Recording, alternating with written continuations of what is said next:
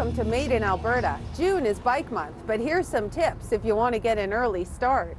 The real secret I'll have to show you is woolen underwear. I always wear woolen underwear, and even when it's a little bit above freezing, but none of this high-tech stuff for me. Mr. Natural, 100% cotton pants, woolen sweater, and the important thing, always woolen underwear, wool next to the skin, because you can sweat and you don't get cold. I'm not really into anything very high-tech in the way of clothing. Basically, it's layers of like work shirts and sweaters and maybe a down vest. My whole garb here is shed when I go indoors. These pants are not particularly thick, but they're 2 layers of nylon over top of a regular pair of pants, and then under that I've got long underwear. So there's 4 layers, none of which are very thick, but collectively they have the ability to trap air and boost the insulation without adding weight. Last year I slipped what's called a clipless pedaling. It works like a downhill ski binding. And this has kept my feet fairly warm this year, even though I've got just a lightweight cycling shoe.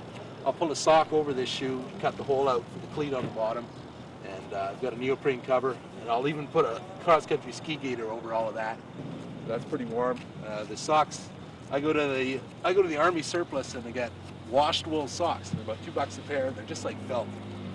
You can't go wrong. I wear 2 or 3 pairs, whatever I can fit, and they're cheap, eh? People call these lobster claw gloves, and they're actually a great invention. They're halfway between a mitt and a glove.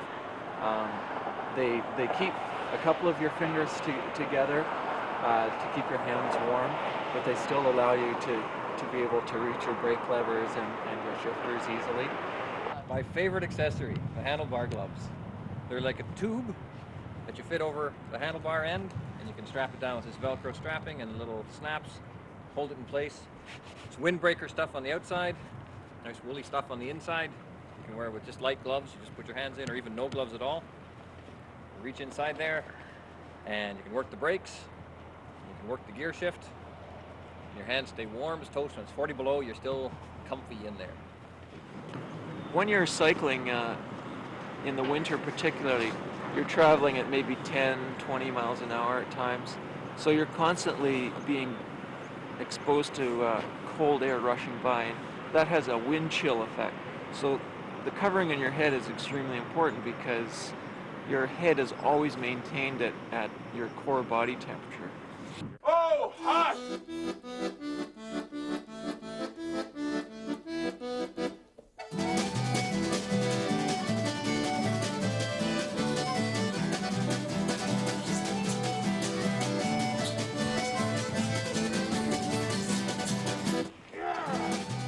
Join us again for more winter cycling basics on Made in Alberta New Energy Stories.